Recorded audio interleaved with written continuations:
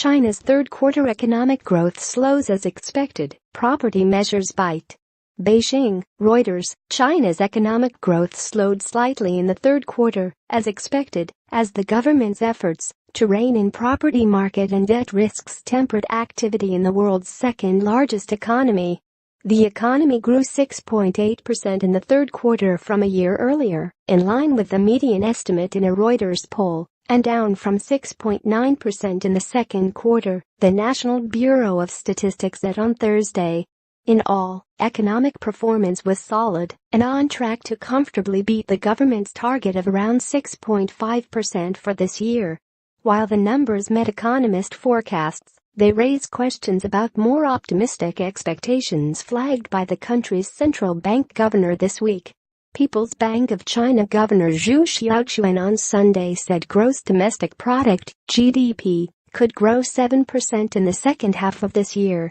The data show that some deleveraging is continuing and government reforms are working, but growth is still being supported at a reasonable rate, said Kaori Yamato, senior economist at the Mizuho Research Institute in Tokyo. Analysts had penciled in a gradual GDP slowdown due to an expected softening in property investment and construction as more cities try to cool surging housing prices, while a government campaign against riskier lending pushes up borrowing costs. In the property sector, growth in new construction slowed, while property sales dropped for the first time in more than 2.5 years in September. Unequivocally, the property boom has peaked, said Rosalia Yao, a property analyst at Gavical Dragonomics. We have seen some big rebounds at the end of the first and second quarter, but given how fast the sale numbers are declining, we expect no big rebound this time. China's economy has surprised global financial markets and investors with robust growth so far this year, driven by a renaissance in long-ailing smokestack industries such as steel.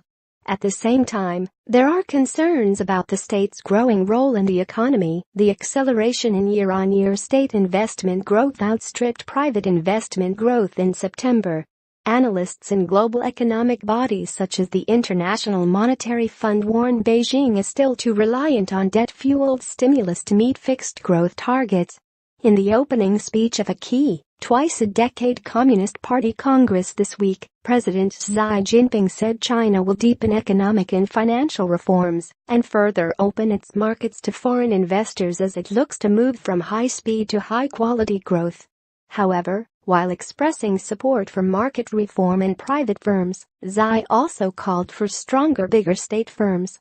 While policymakers' efforts to curb property market speculation and cut debt are hurting growth in some parts of the world's second-largest economy, activity has been supported by better-than-expected expansion in trade and bank lending.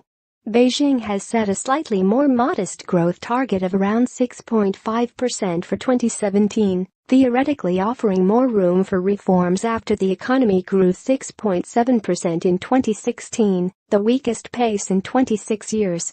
GDP in the third quarter grew 1.7% quarter-on-quarter, compared with growth of 1.8% in April-June, which was revised up from initially reported 1.7% growth. Analysts had expected third-quarter GDP would grow 1.7% on a quarterly basis. China's factory output grew 6.6% in September from a year earlier, beating expectations, while fixed asset investment expanded 7.5% in the first 9 months of the year, missing forecasts. Retail sales rose 10.3% in September from a year earlier, compared with analysts' expectations for a 10.2% rise. Disposable income grew 7.5% in the first 9 months of the year, the fastest rate in 2 years. Data last week showed China's import and export growth accelerated in September, suggesting the economy is still expanding at a healthy pace. China's banks also extended more loans than expected last month, buoyed by demand from home buyers and companies. For graphic on China GDP, click here. For graphic on China economy, click here. Reporting by Elias Glenn and Kevin Yao. Editing by Sam Holmes.